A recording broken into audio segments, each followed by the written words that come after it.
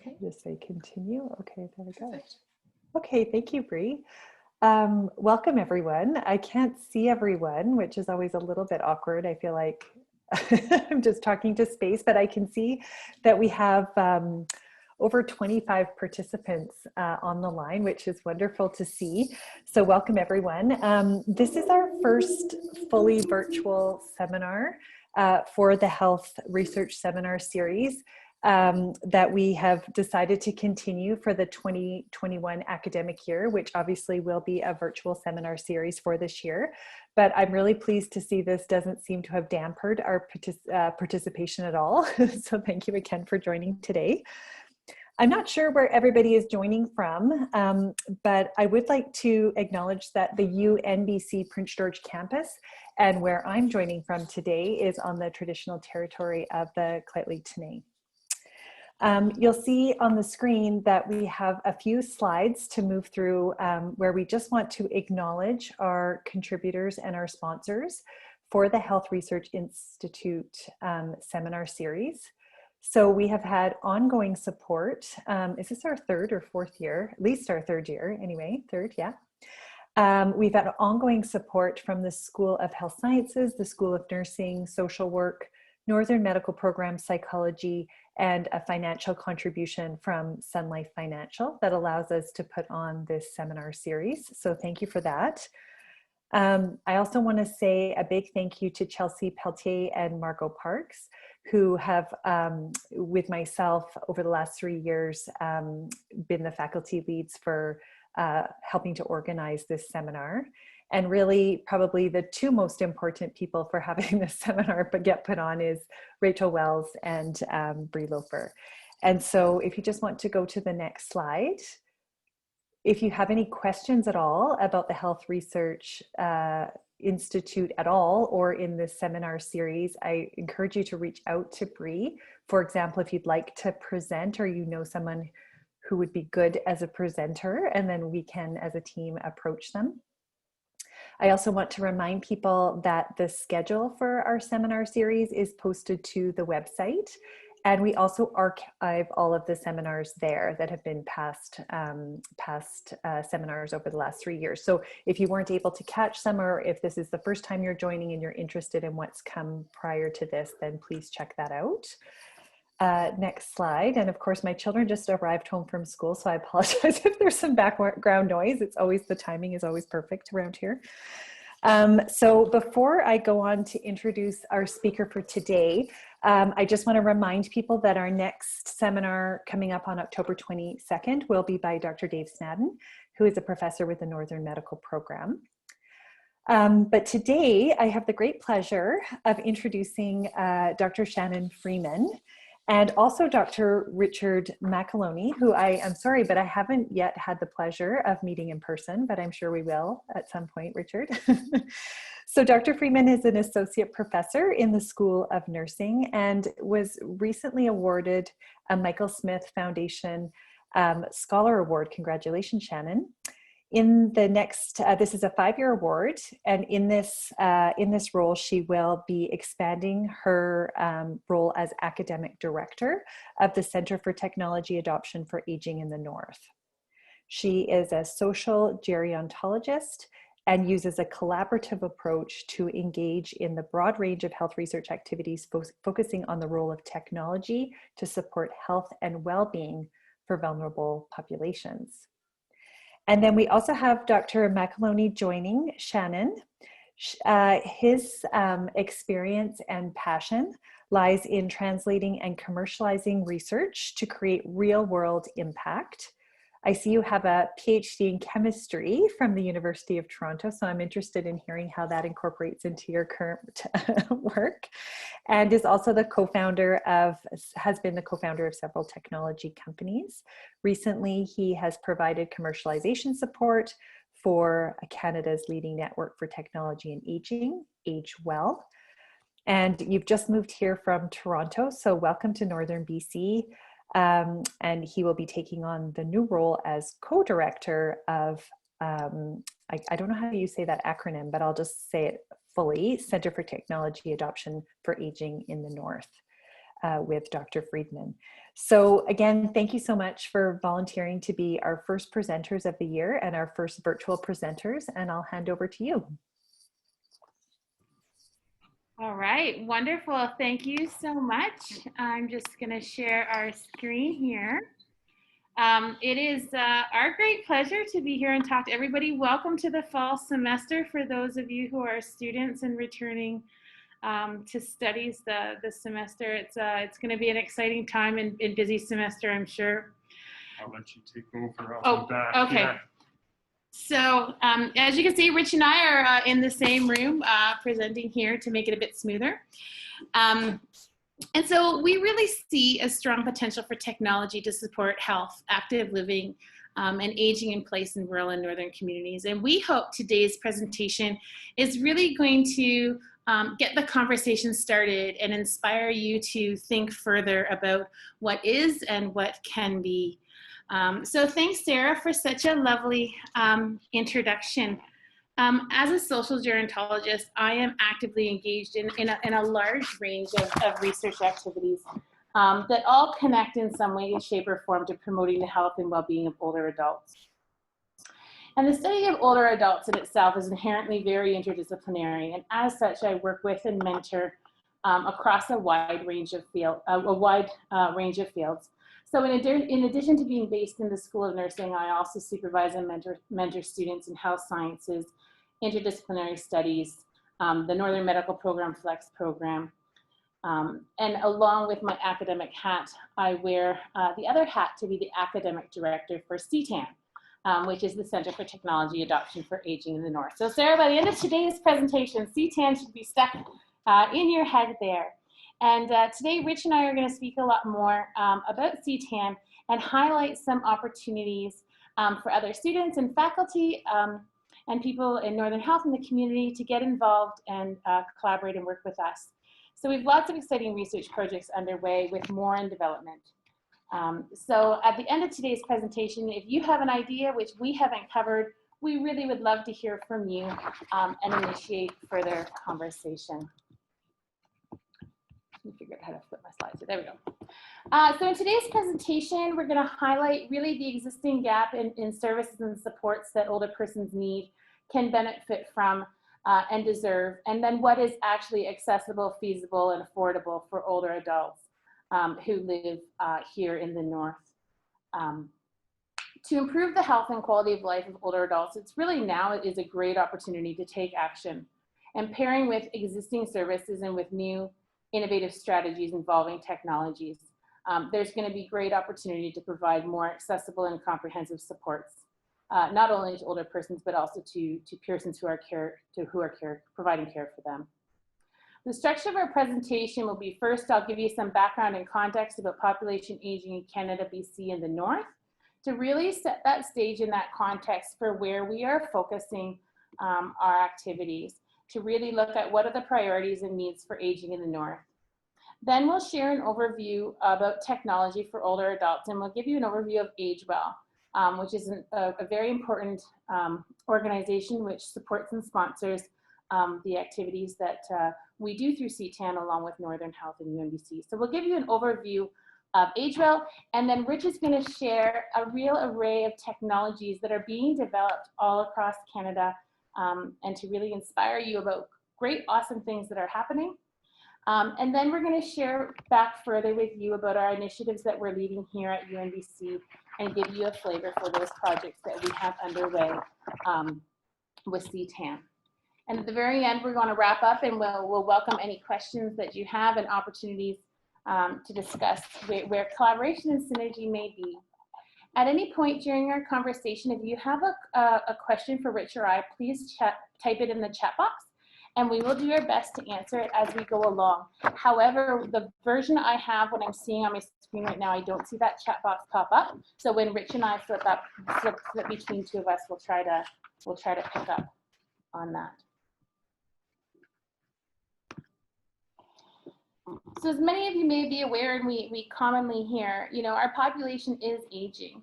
Over the next 20 years, Canada's older adult population, and when I talk about older adults, I primarily generally refer to those who are aged 65 years and older, although we do recognize that there's lots of other ways that communities that we partner with will define age in different ways. But generally, especially when it comes to these statistics, we're talking about older adult population age 65 plus.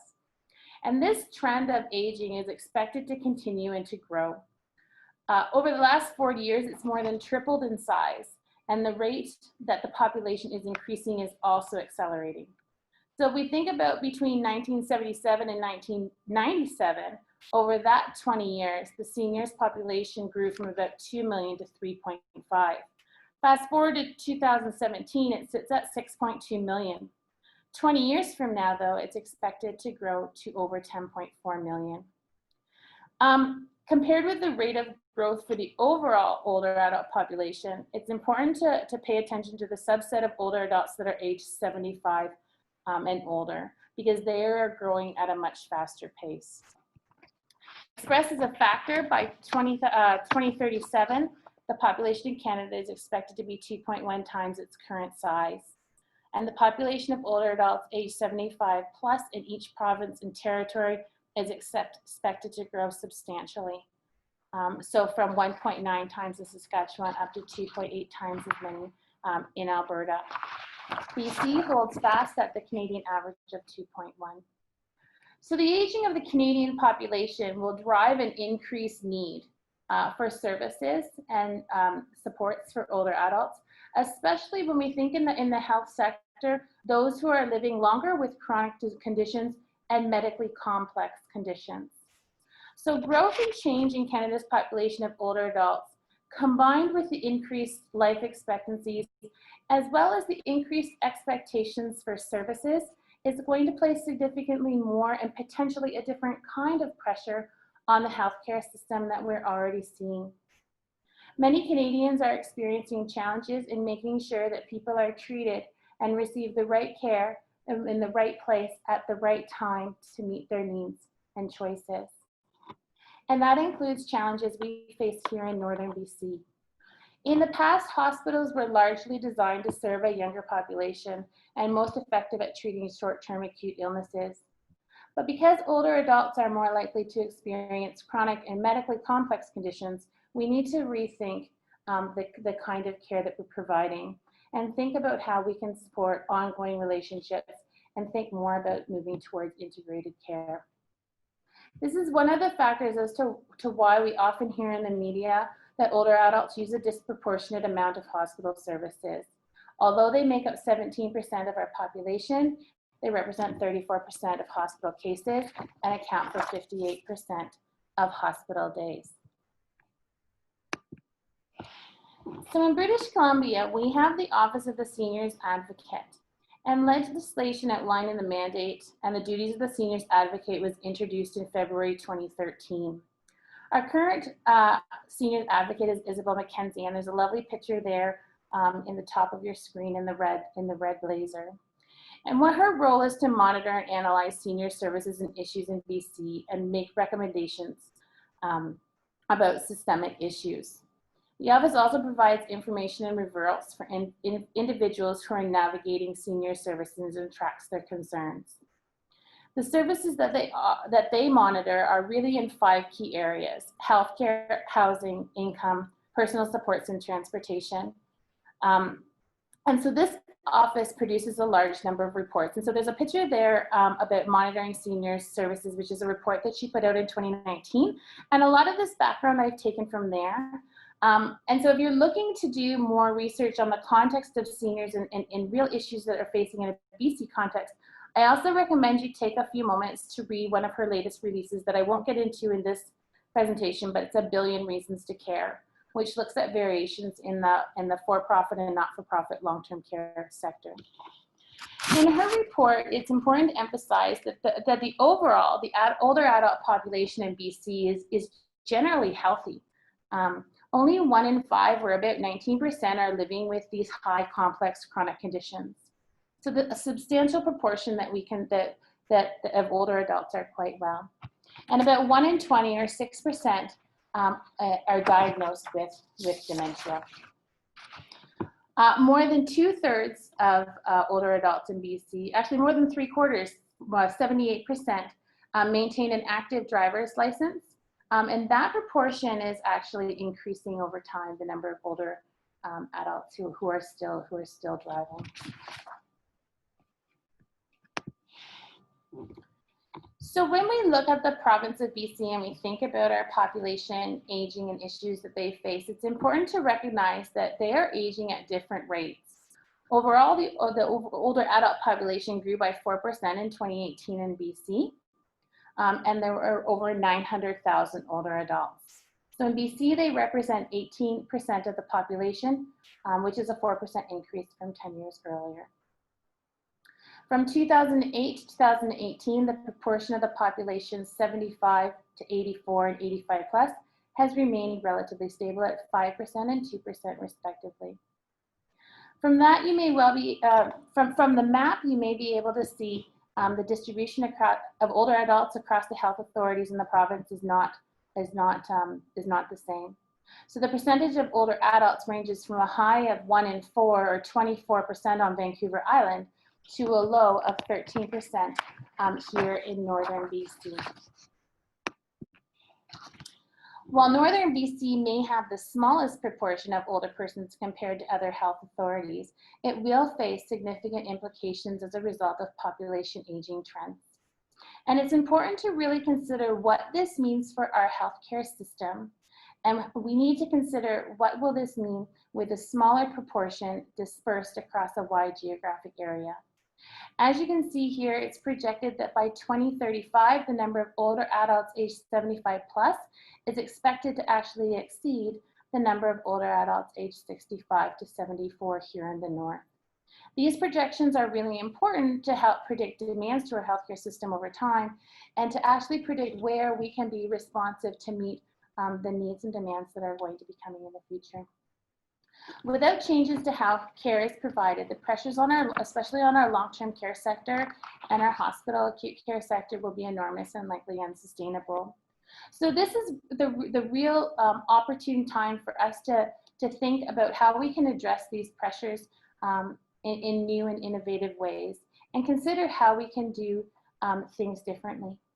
Technologies, especially those that support older persons to age in the community, are really going to play a vital role to help reduce some of these increased demands in our northern context on our northern care, on our healthcare system, both now and moving forward.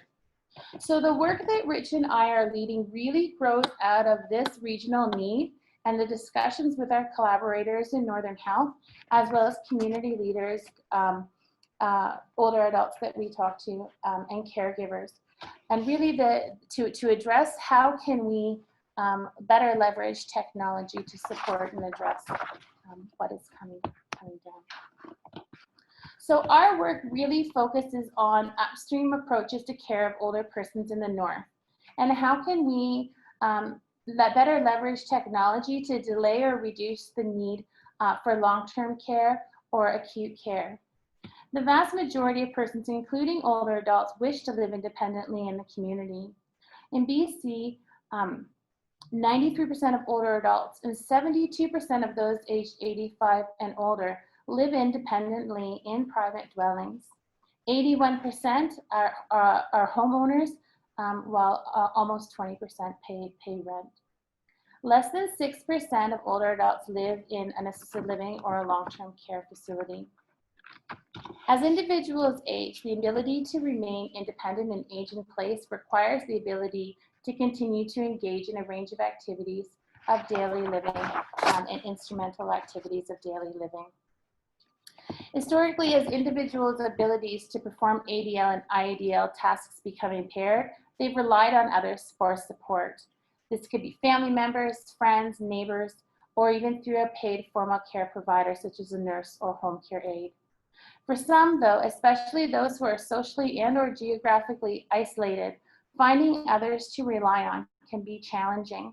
And as there's going to be increased demand for supports from others with the growing number of persons aging in the north, it's easy to envision how the ability to remain independent is going to be challenging for some, especially those in the context of limited financial supports, challenges to a healthcare workforce, and those who have a diminished decision-making capacity still residing in the community. So more recently, there's been a wide range of technological developments to support aging, including in-home technologies such as sensors, apps, and even robots. But for a solution to be effective, it must be able to match the individual person's need. From a research perspective, it's important to think about rural health, especially for older adults, through models, such as the Rural Health Systems model from the Canadian Institute of Health Research. In this model, it helps to conceptualize rural health from a systems perspective. The model includes a set of key contextual factors that affect population health, needs, system use, and health systems performance in rural areas. These are really important factors for consideration in planning, performance management, and peer selection for rural health systems and regions. The model is guided by 3 key parts: geography, which talks about geographic distance; population, looking at the population size and density; and then the health system and community context. For geographic distance from a major center, the model suggests to consider important things like time, cost, availability. For population size and density, the model suggests that you consider population age and sex structure, whether there's population fluctuation, presence and influence of language, culture, ethnicity, religion, industry, as well as socioeconomic status. The model also describes factors that are part of the larger healthcare system and community context. These factors include infrastructure, partnerships, community readiness, service delivery models, innovation and learning capacity. And you'll hear lots of these things as Rich talks about the role that technology can play to help support older adults as they live in the community. When we begin to think about the needs of older persons, especially from a rural and northern community context, the role that technology can play to support them, and understanding if we are able to understand the complexities of the rural health system, it becomes very useful to be able to understand the role that context has. We can start to think of how technology can have an impact to address one or more of the factors in the model to really make a meaningful difference and enhance health in our rural communities. As for me as a social gerontologist, the heart of this model and central to the research that I do are the older adults themselves. As researchers, it's always important to recognize and value each person as an individual with their own lived experience, characteristics, and priorities. And the more we can understand that, the more we can help introduce technology and solutions that will meet their needs. So I've done my best to give you a bit of a background about the population aging in context in northern BC. And so now I wanted to flip it to you for a bit of brainstorming about where are the gaps that you see or the issues and supports for older persons to age in place in rural and northern communities in BC. So I want you each to take just a moment and to type into the chat box your top 2 or 3 thoughts about this. So we're going to pause for a minute and give each of you a bit of time to type in the chat box.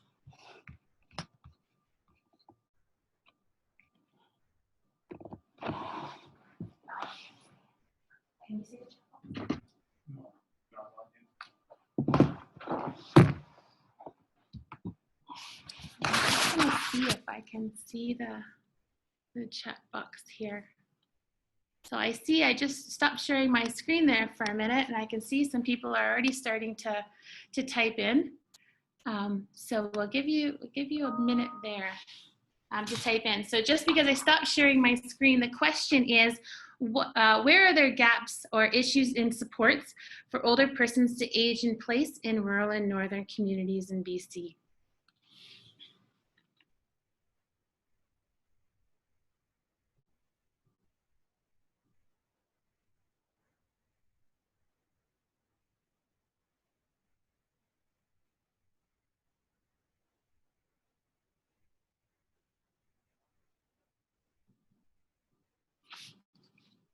Get some feedback. Do you want to throw me a pen?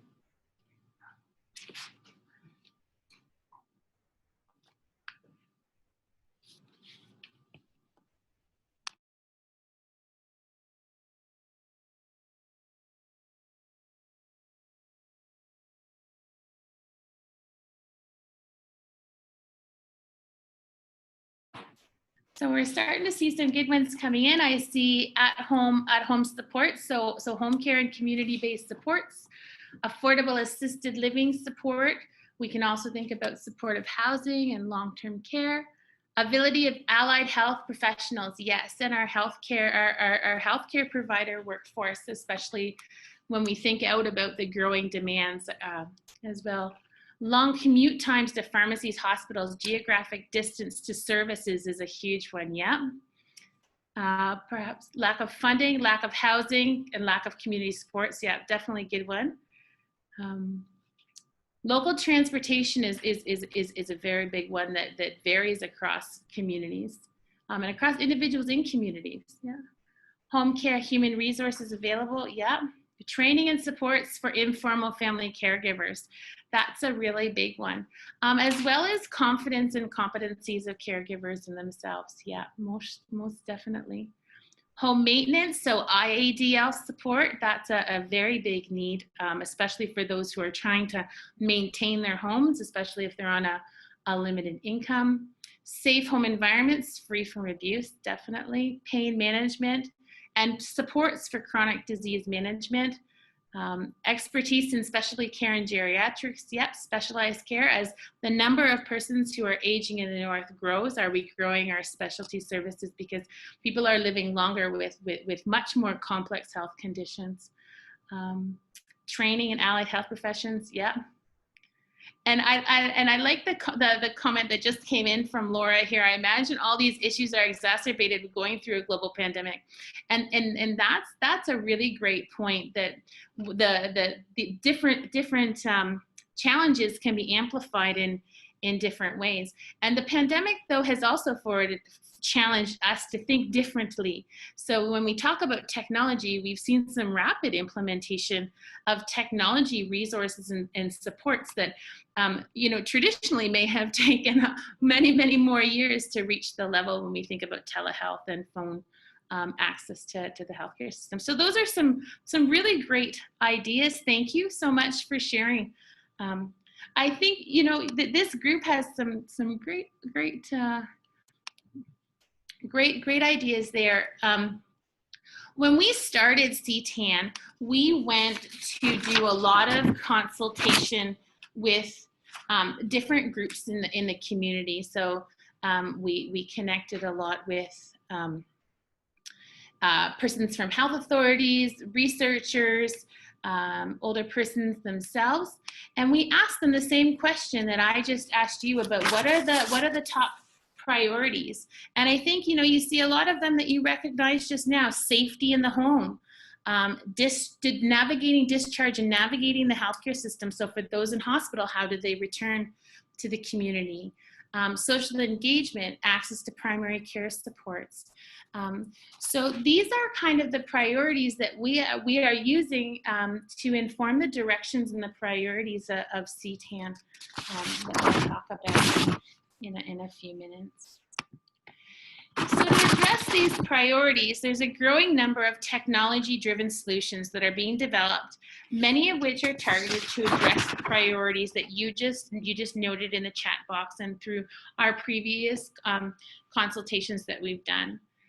Innovative, new, creative solutions to help address these incredibly complex challenges are emerging, designed specifically to better support provision of timely, high quality, and appropriate supports to improve these upstream approaches to care and better support persons to age with dignity and grace. Often we think that these technology solutions continue to be 10, 15, 20 years down the line. However, truthfully, the time is now.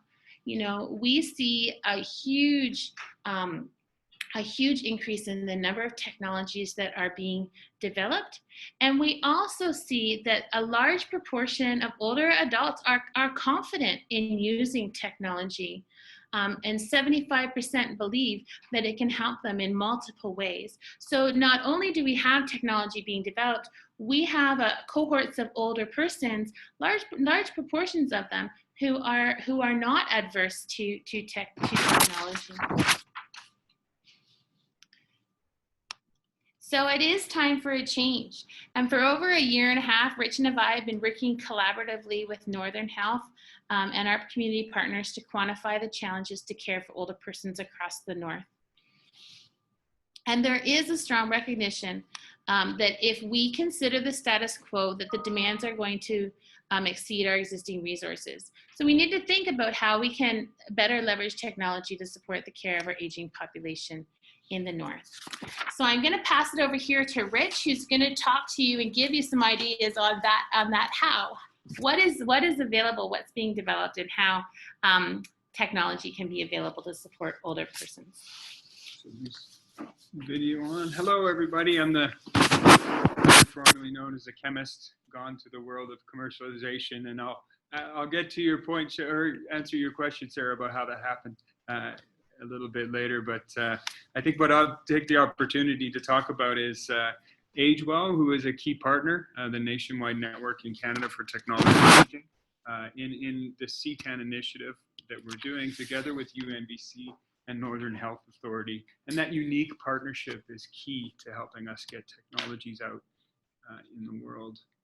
So AgeWell is Canada's Technology and Aging Network. Acronyms are always fun. You can read it at the bottom: aging gracefully across environments using technology, blah, blah, blah. So that's a little bit better than CTAAN. We're working on CTAAN, but if you have any pointers on that name, we're open to suggestions.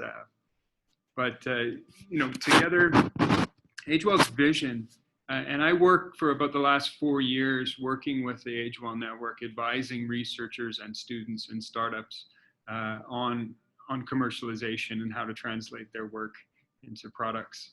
The vision is to be Canada's leader in technology and aging and make sure that it benefits the world through a mission to develop a community of older adults, caregivers, partners, and future leaders that accelerates the delivery of technology-based solutions to make a meaningful impact in the lives of Canadians. Sorry. Gotta press the square on the bottom. Okay. Cool. And to summarize sort of network activities, the first 5 years of the funding, it's a federally funded organization. I guess around $25 million in the first 5 years. Massive partnerships across Canada. Universities funded hundreds of projects. Involved thousands of older adults and caregivers, and we all know how key that is in the co-design, co-creation of these products. And HQP, and I know there's a lot of PhD students, etc., on here today. So hopefully you check out AgeWell, because the training program is quite beneficial. Lots of research, and everything's ever changing. A lot of startups. There was just a nationwide competition of startups funded that won about $25,000 for new technologies and ideas. And the National Innovation Hubs, there's now 4 of them, and one of them is us at CTAAN, which is going to focus on that technology adoption for those aging in the North. I just want to point out, fundamental research is absolutely amazing, imperative. The focus of a network like this, though, is about mobilizing that knowledge and commercialization of that knowledge. So a good portion of that budget supports those types of activities with dedicated teams to provide that support and set the standard for best practices in these areas. And along with that, it's training the future leaders. So about 500 students, they have what they call their EPIC, another acronym, Early Professionals Inspired Careers. Training program, so get incredible expertise, support, and whatnot. So check it out. There's a lot of support and activities for now during your research, but also for future opportunities and jobs. So check out that. AgeWell, I'll go through a couple of areas that are tackled by AgeWell, and one is projects that are looking at the needs, understanding the needs of older adults and caregivers. So how do we involve people in these projects to help us? How do we understand the needs of the caregivers? So what are assistive technologies? So projects around understanding the needs, as well as, I really want to stress too, this is about technology, service, and policy.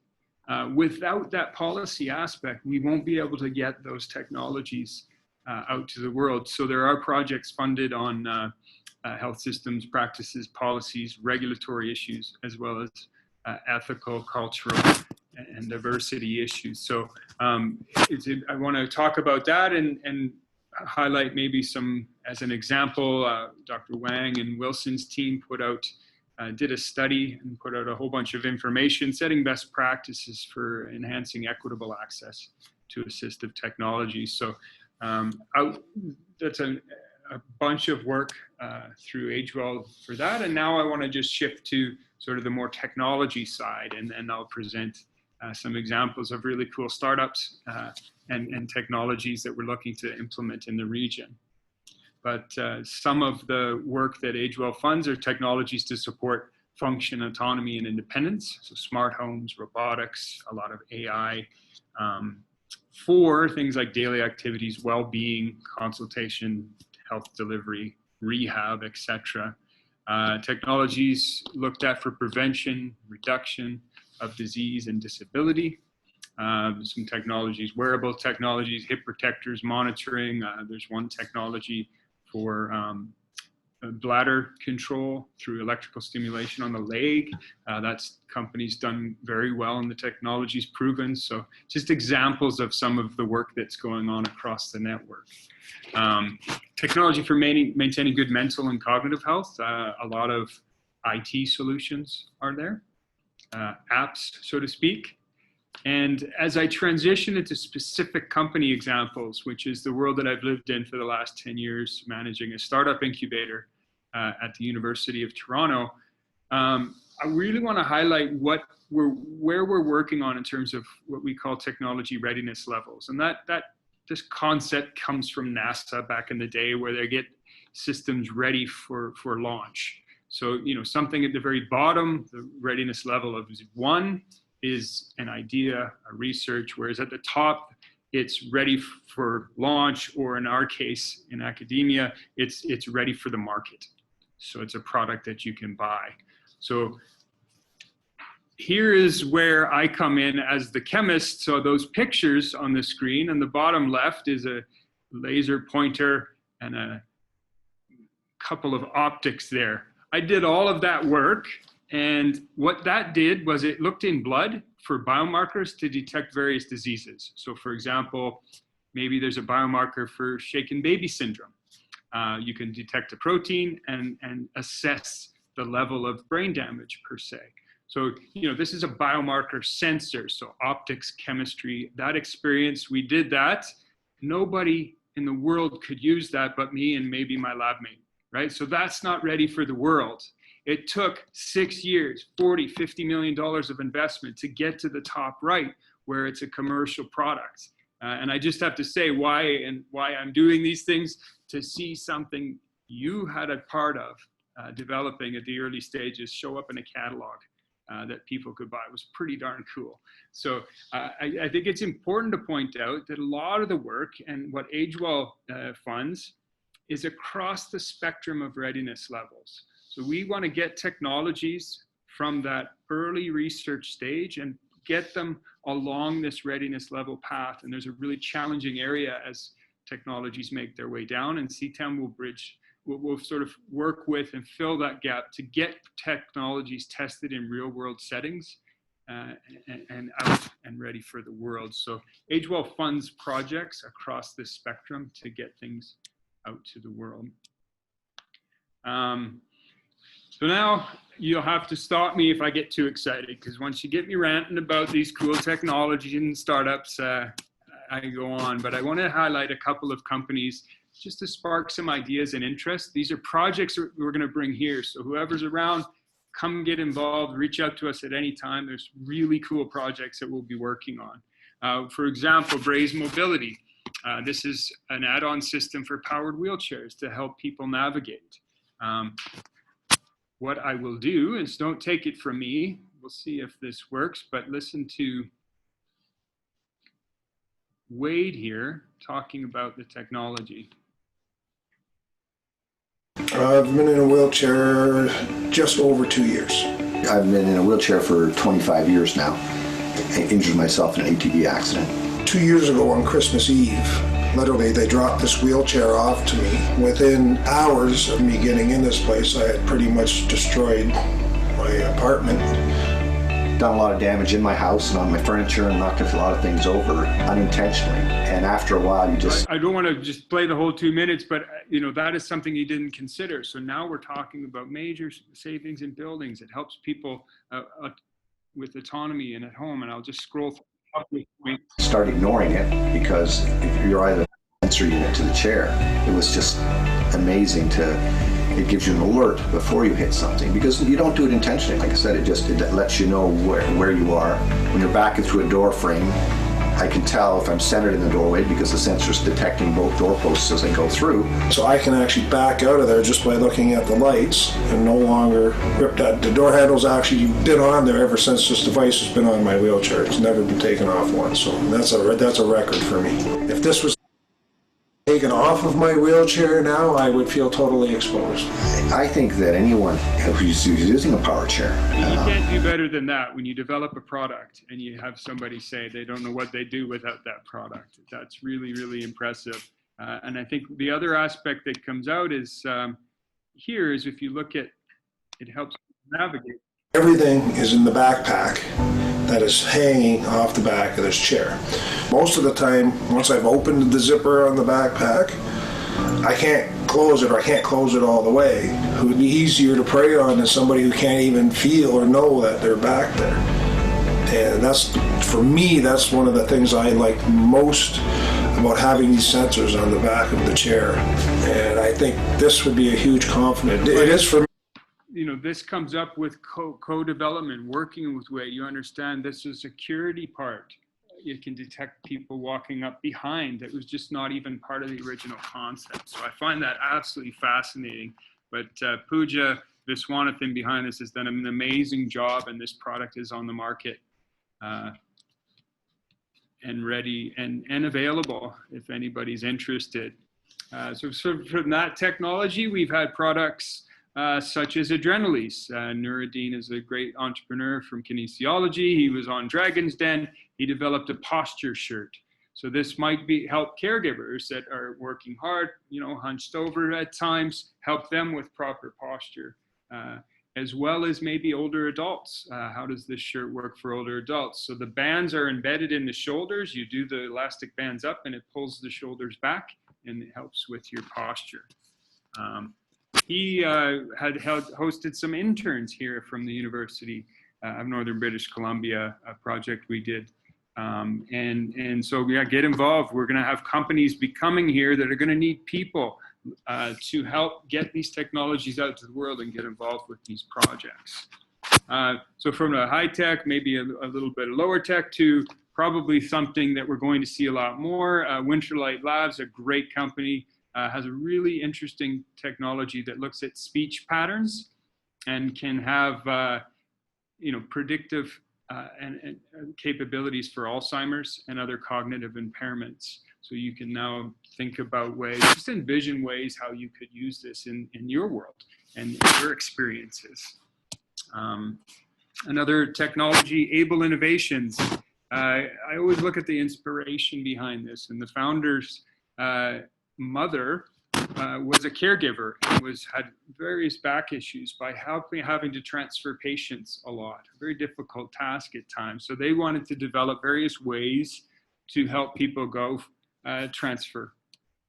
And here's a little video with I'm sorry, it is to me a little creepy, little life-sized and weighted doll, but you can see how it just seamlessly picks a patient up and transfers them to another space. So this technology has been tested in real-world settings, and it's getting fairly close to being a commercial product. So this is a small version, obviously, but there's more to come. Another example of technology, so maybe if someone has visual impairment, a company called Immersive developed a buzz clip that can sense, much like Bray's mobility in the wheelchair, it can sense objects in front of you. And the interesting part of this, they found out that there's no technology in the market for visually impaired to detect head level obstructions. There's canes, there's dogs, there's things that reach. So they found that gap and they developed this product to fill that gap. And it's something they made, they sell, it's available. But one of the things that really makes me inspired is, you know, the passion, and the reason they did this is because they had, you know, a connection to an orphanage for the blind in India for their whole life. Their families were involved with. So they were able to go back there and deliver technology to kids to help with their development. That is why we do these things. It's very inspirational. Different version. They went on to develop a new technology for wayfinding around cities. This is a different version, so we'll talk about it in a second. But this is Shannon's slide. So meaningful activities. We can look at hydroponic growing systems. Shannon has put something out there. These have been put in various senior complexes and long-term care facilities, I know in Ontario as well as in the region. Very interesting ways to engage and keep people active and interested. And a shout out to a company I've worked with, Just Vertical, a nice unit there. Just like a Keurig system, they can send you seed pods monthly that you can put in there and grow various different things. So these are technologies that can easily be implemented in the various scenarios where we all work and play and engage people. I'd be very interested afterwards, follow up in this next example. This is a company that can do functional assessments, but automate these functional assessments. We're actually looking for a particular assessment and scenario where we could apply this. So it's a little video.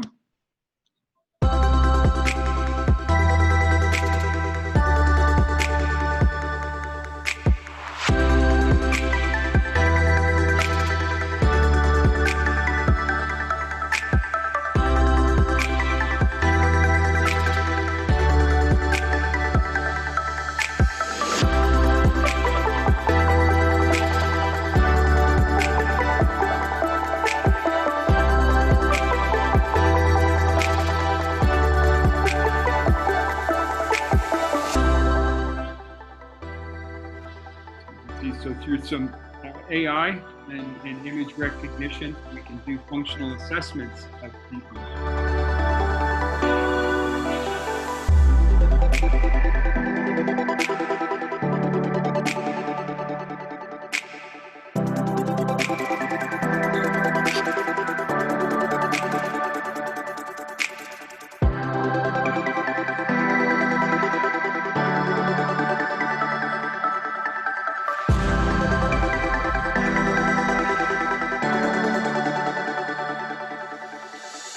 So I'll stop it there, but what we can envision now with COVID, it's all the more important if we can do these functional assessments without having a provider having to go to the facility, we can reduce the risk for that. So we can do what types of assessments, if there's any ideas out there, we'd love to get some projects and get Nightingale developing for that particular assessment. So switching over to some smart home technologies. Yeah, my home's smarter than me already. So there's many things that we can do within the home, guiding, wayfinding, cueing, predicting agitation, wandering. One of the coolest things I've seen is a technology that uses the Wi-Fi signal in the building to look at mobility. Has your loved one moved today? Have they been around? Have they been active? Are they wandering? Are they leaving the room? It's incredible what we see out there. We can do a lot of health monitoring parameters. I know from some recent work, a bed pressure sensor that can look at water weight gain at night that has impact on certain health conditions for monitoring that. Security, connectedness is super important now. as well as various light solutions. And this is one thing that blows my mind, just a simple thing. You put up sensors in a predictable path, and over time, we can monitor the gait of someone and potentially predict falls, predict frailty, and things like that. So the capabilities are endless, and what we have to do is all work together. We need to understand the real world, what is going on, so that we can adapt these technologies to suit that need and usher them out to the world. A lot of games and apps for cognitive impairment, compliant flooring for obviously protecting falls, and lighting is a great new thing with LED technologies. We can wayfind, we can orient people in the evening, we can direct them to the bathroom at night, etc. So lighting solutions are there, track solutions, but what's really cool is coming online, I think is going to be important, especially for up here, is that circadian rhythm of people. And I think people with dementia have sundowning and wandering in the evening. So if we can control that circadian rhythm, we can do that through light. So in the morning, naturally you want bright light, white light of that particular spectrum that we see in the morning. And then during that, towards the end of the day, you want to red shift it a little bit to hopefully help people get that natural sleep cycle embedded. So we can build that into the building, and we're looking to set up some projects up here around that. I'll end on SteadyWear. This is an example. Shannon will pick it up in a second in terms of a specific CTAAN project we have upcoming, but this is a technology to help people with tremors. Now think, obviously tremors are debilitating, but you can't do daily tasks. So, depression, loss of dignity, but imagine if we can keep people at home independent longer by helping them with their tremors. That's what it's about. And they developed a SteadyOne, a glove that is battery free. That's the cool thing about this, a battery free solution to reduce tremors.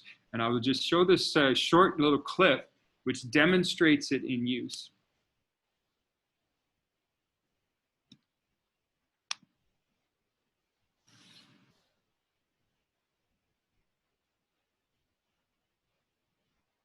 So that's the co-founder, Mark, there. He was out in Prince George last year.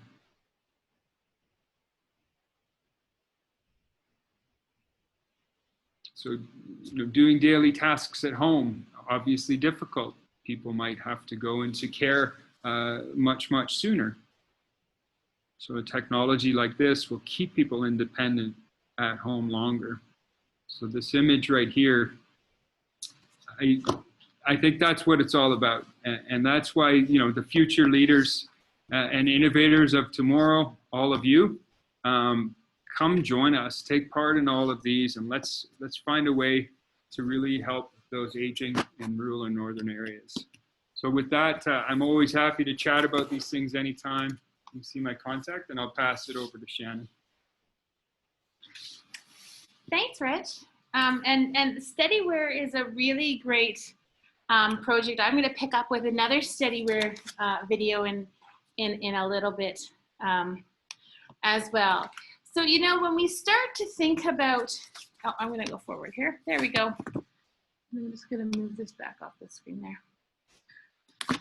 When we start to think about all these exciting technologies, I find you can really easily get lost in all of the excitement. And one way to make sense of, this huge, vast landscape of all of these technologies that are available and continuing to grow in number is to think about who's in control. When we think about these kind of technologies, is it the individual? Most of us have a remote control for our televisions or our own phones. But there's also systems that require installation by others. Others allow us to install them ourselves. So we can think about, how do these technologies function? Do they require additional supports? Are they automated? Are they triggered by some kind of action or event? Or is this some kind of technology like the gate example Rich showed in the smart home that just runs continuously behind the scenes gathering information? And so once I start to think about all of these issues together, it raises lots and lots of questions and opportunities from a research perspective to think about how we can answer questions, and to think about, who's gathering the information, who's using the information. Are we using all of the information in ways that we can really learn and better understand things? Who's the one who's benefiting from the technology being used? Is it the individual who's benefiting? Is it the health system? Is it the caregiver? Or is it multiple different people in different contexts? Is it preventative? Is it tracking things? So there's lots of questions that we can start to think about when we're trying to wrap our heads around all of these exciting technologies that are available. Here's some key considerations to think about when you're trying to think about selecting technologies to support older adults and their caregivers. And from the social gerontology point of view, you want to think about what's the effect on the individual. So is the person who's using the technology, or the technology being used for, by, or with, are they benefiting from it? Are they feeling more independent? Are they able to make their own choices? Is it having a positive impact on their life? And so really thinking about these things when we're thinking about and prioritizing the different technology solutions and what's the best fit in the context that we're looking at it. No technology or system is 100% accurate. Some work better in some contexts than others.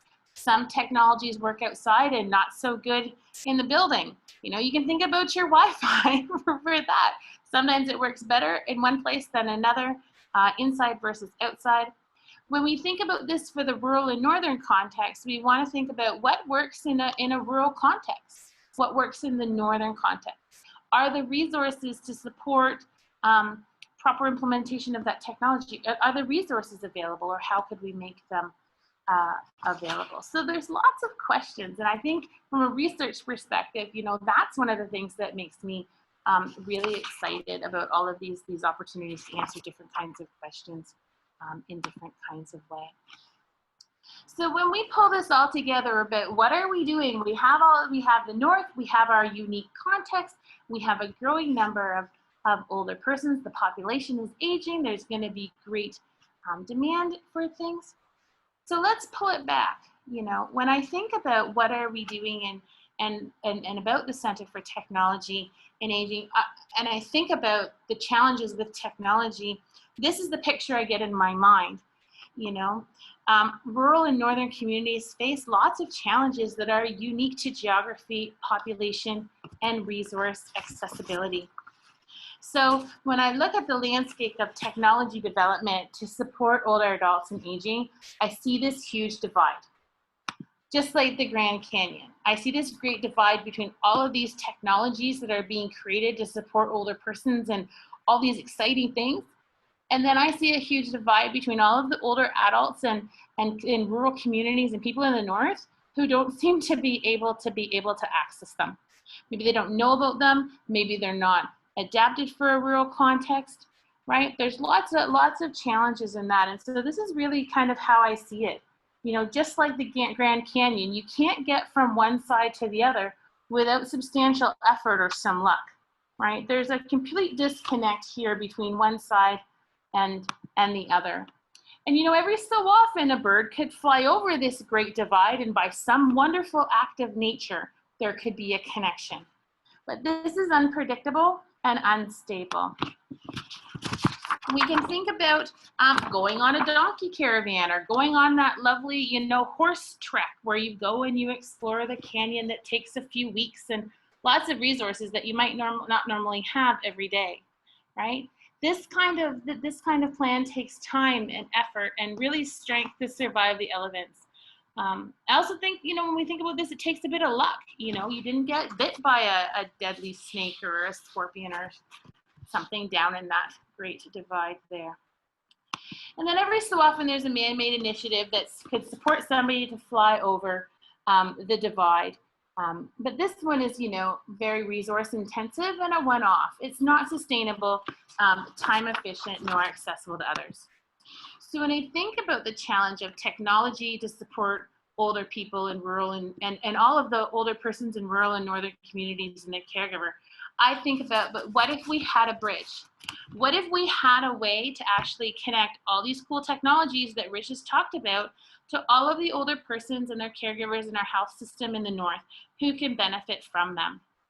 Sometimes I feel like I'm on that infomercial when I be like, there must be another way, right? And I think through partnerships and collaborations, you know, the future is now to build that bridge. And Rich and I are well underway to getting that bridge built. So this is how we see the Center for Technology Adoption for Aging in the North, looking at how we can bridge that great divide in a reliable, sustainable, and ongoing way. So we take a partnership approach. So Rich talked a lot about AgeWell.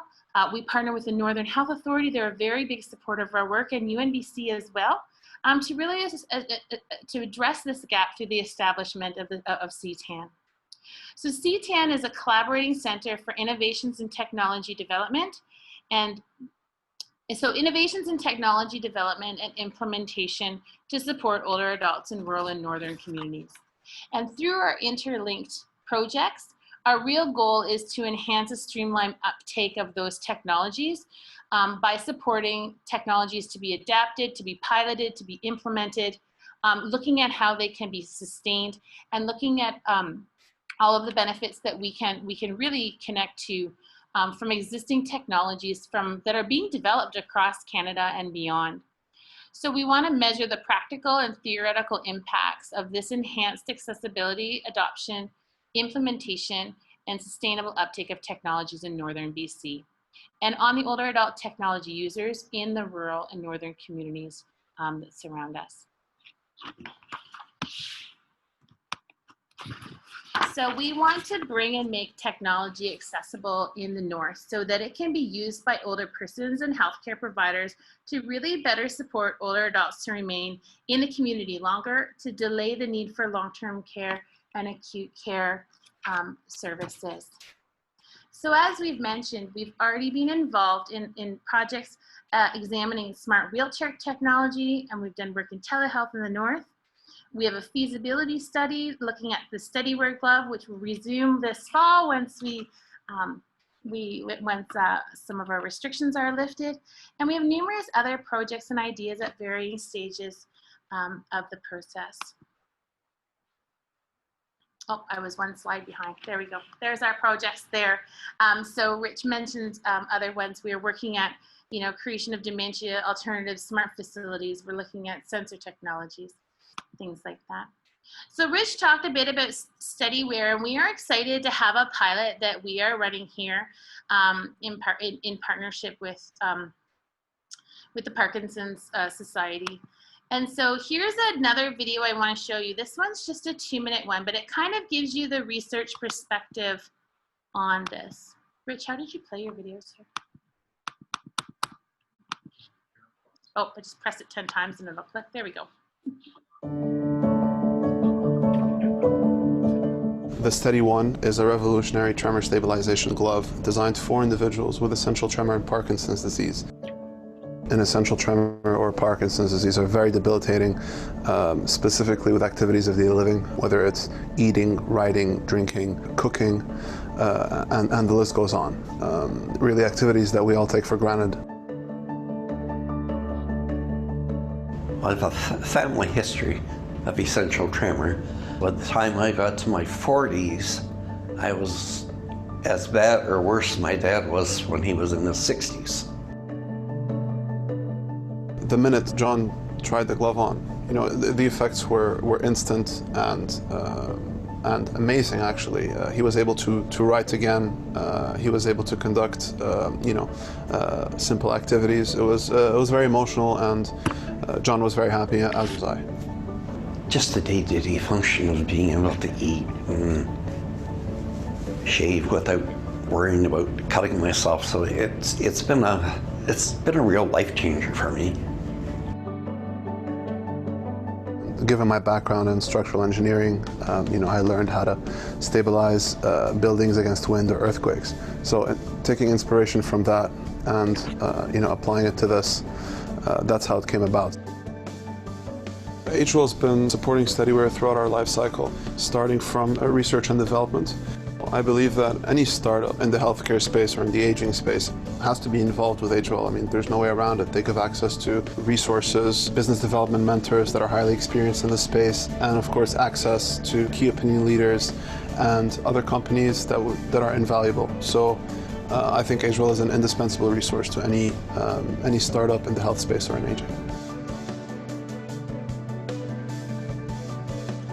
So for our role, partnering with CityWear on our project, we're looking at this technology from a different perspective and really looking at, by using it, does it actually help lower person's scores for long-term care? And looking at the role of it and actually using the assessments and measures that are being used by the health authority and collaborating with them. So this is one example of a project that we're able, and by doing this, we're able to bring this technology to Northern BC and get it in the hands of some people who are super, super excited to partner on this project with us. Another one I want to talk about is SAM3. So CTAAN is an AgeWell innovation hub, and another one of their innovation hubs is SAM3, which focuses on sensors and analytics for monitoring, mobility, and memory. And so like our innovation hub that's partnered with UNBC and Northern Health and AgeWell, theirs is partnered with Bruyere and Carleton. And so they've done a lot of work developing different technologies for sensors in the home. And so these are some pictures that we took. And if you look at the picture in the bottom right there, you can see that they're lifting up a mattress on a bed. And so this is a sensor mat that can actually track when somebody wakes up and gets out of bed, if someone gets up in the middle of the night. And so there's lots of ways that they can connect this to sensors, to text messaging. And so you can think about how this mat can be used if someone gets up and out of bed. It can send a text message to a caregiver who may be sleeping to let them know that their loved one has gotten out of bed.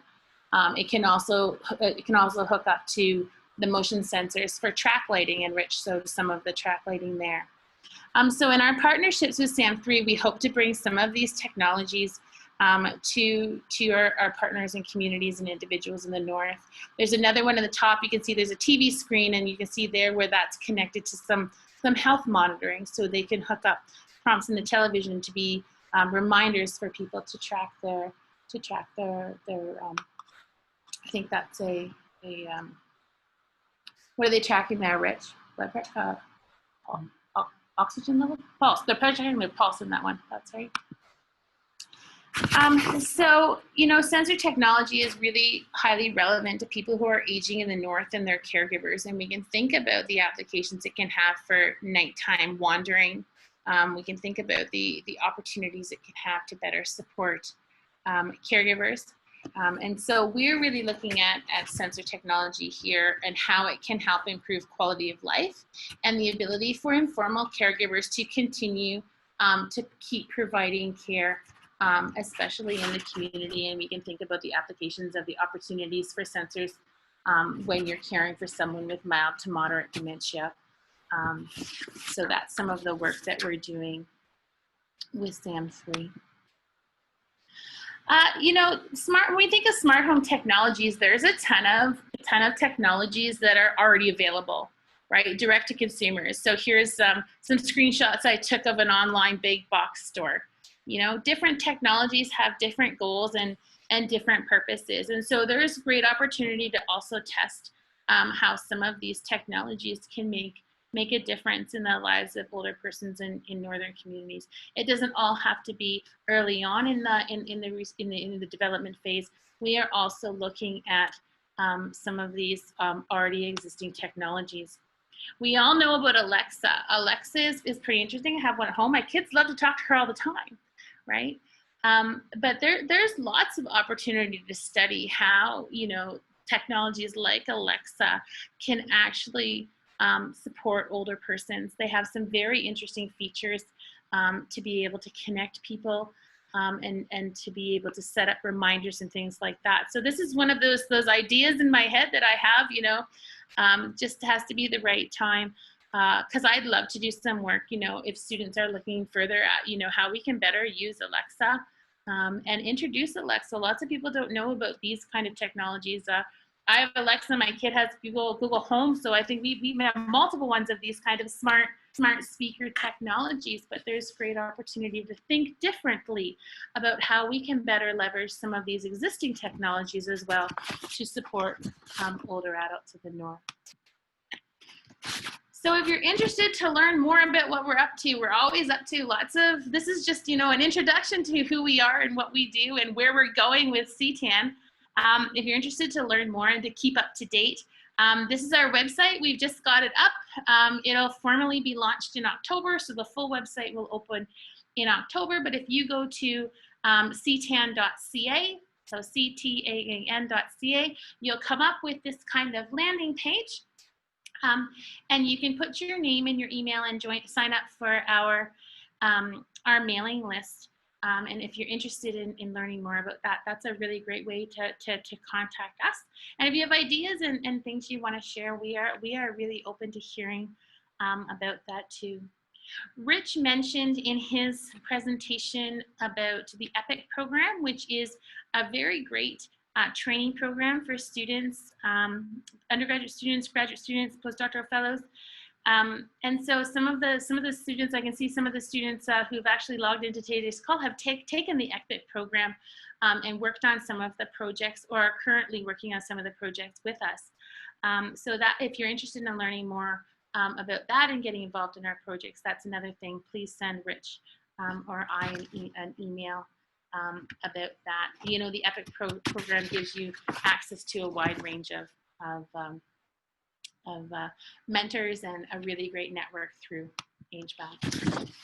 So with that, I will end and I will open it up to questions. We're so happy to have all of you join us today. So if you want to type your questions in the chat box, Rich and I can see them and answer them together. I can see Mary has written, how can we make it affordable to the individuals who can benefit from these technologies the most? And I think that's a really great question and one that we're very aware of about looking at in different ways. How can they actually be not only accessible, but affordable? And so Rich does a lot on the business side of that. Another one, do you find significant resistance among older adults in rural communities in adopting technologies? And do you have any strategies for the encouragement of adoption?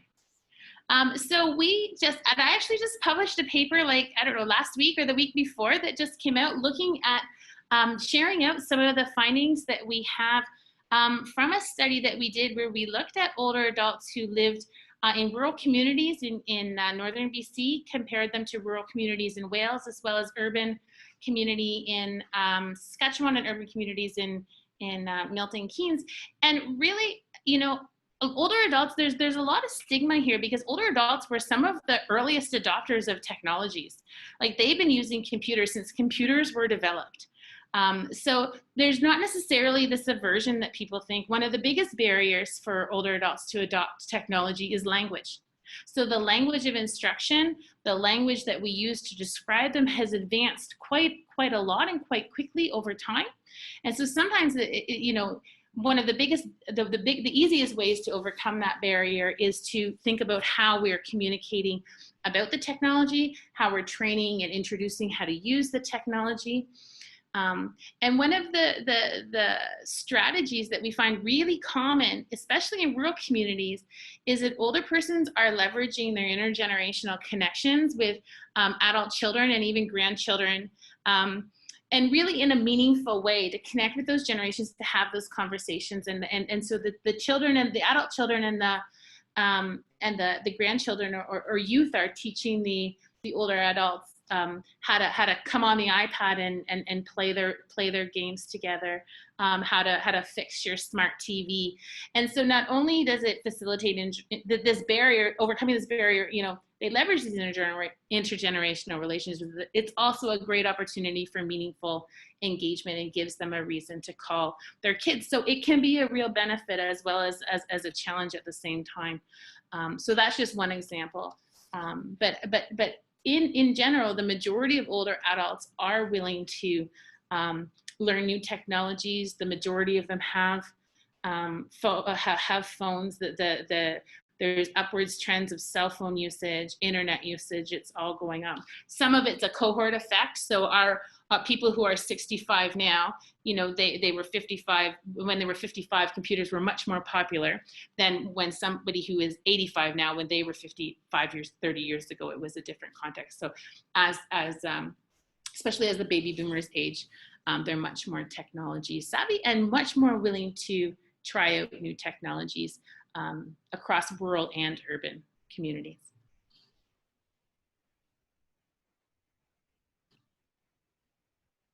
You're welcome.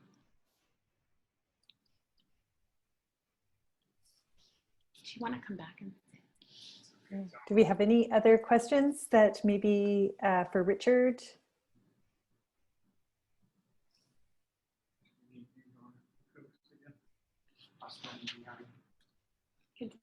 We'll just sit you over there in the corner. I think that's a key point in the adoption. We see you distancing. It's okay. We see that. The adoption piece, we can talk technology all we want. If it doesn't solve a real problem, well, it doesn't matter. So we have to co-create and co-design with people, but none of this matters if we can't figure out a way to get it adopted. So what is that business model? How do we sustain that technology to get it out? That is a big, big part of the puzzle that we must focus on. So that's a really, really great point that question you brought up. And it's different. We're seeing with Steadyware, for example, in our large urban centers, there's ample opportunities to go to direct to consumer. In other areas, that's not necessarily the case, but it doesn't mean it can't make it out there. But how do we do that is what we'll study to ensure that technologies are adopted and become implemented. Kayla just had a really good question. Thank you for liking our videos. And she wrote, how could you advertise more towards older adults in northern communities where some may not know these technologies exist? And that's going to be one of our priorities in CTAAN, is how can we get the information out to build awareness, to build knowledge about what some of these opportunities are and technologies are, because if people don't know about things, then they can't access things. So that's one of our big priorities that we will be addressing it in multiple ways over the next few years. Yeah, we need demo sites, we need demonstrations, we need community engagement and involvement, and call to action to everybody out there. The more that we talk about this, technologies can make a difference, and they should. And we need to just make sure that this message is continually getting out there, because now more than ever, we need more technology solutions. And let's all carry that message, and everybody will become comfortable and will successfully deliver technologies to the world. Nothing worse than having something go out there and fail. What does my mom do? She doesn't have Wi-Fi, but if she did, how would you reboot it, right? We have to solve every aspect along that chain and make sure that experience is great, and these technologies will make an impact. I think there's a question. I'm sorry, I'm cheating because I'm asking a question because I'm listed as a panelist. Is that allowed, Rachel? Can I do that? Okay. It's Sarah Gray here. I just saw a question in the chat about cost. So what, maybe I don't know anything about sort of the development. How do you make these things available sort of in terms of like healthcare funded versus what becomes like a private cost for people? And not only for the piece of equipment, but also for support. Can you describe that process a little bit? Is that part of your plans? So I think if we look at maybe Steadyware, for example, it's about showing what the value is for implementing that technology. So if it's not direct to consumer, well, who is it impacting and what is that savings to them? And then you can build that business model to show that whatever the pricing model would be in that case, that it does make sense for that investment. So that's part of our trials, is to understand that piece as well. Because if we don't solve that, it's not going to get out there. So it's basically embedded in part of any project that we'll do, will have that aspect to it.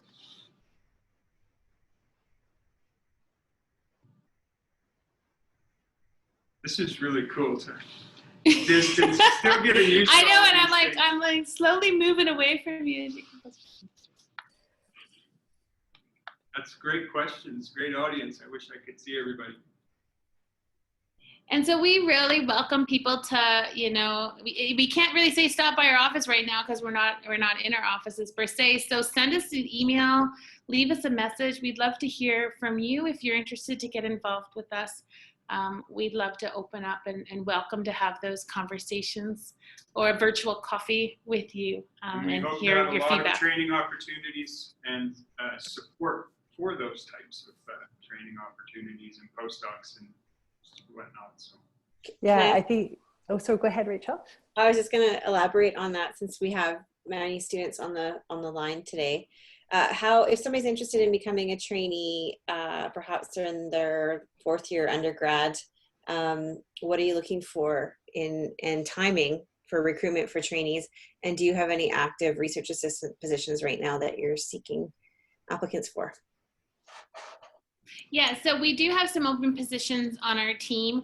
I think the best way to really share that is if you're interested in working with us, if there's something that's inspiring you and motivating you that you want to learn more about and be mentored in, we really welcome you to contact us.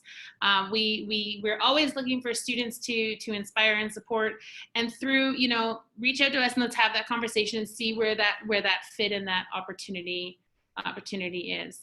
That's really kind of the mentorship way that I kind of approach things, is where's the mutual thing? Where do we have opportunities, but where do you see your needs and how can we fit that together? And there's a few of our trainees. I can see some members of our team on here, and I'm just gonna look on here and call them out. But Adiraki is on here, Alana is on here, Celia is on here, George is on here. Lots of people, Mary, so talk to them too. There's lots of students and trainees involved, and they'll tell you their experience and as well. So yeah, and they can tell you their experiences and benefits of going through the EPIC program from the student. Some of those are undergraduate students, some of those are graduate students that I just listed off, and they can tell you about their experiences in going through the EPIC program with AgeWell as well.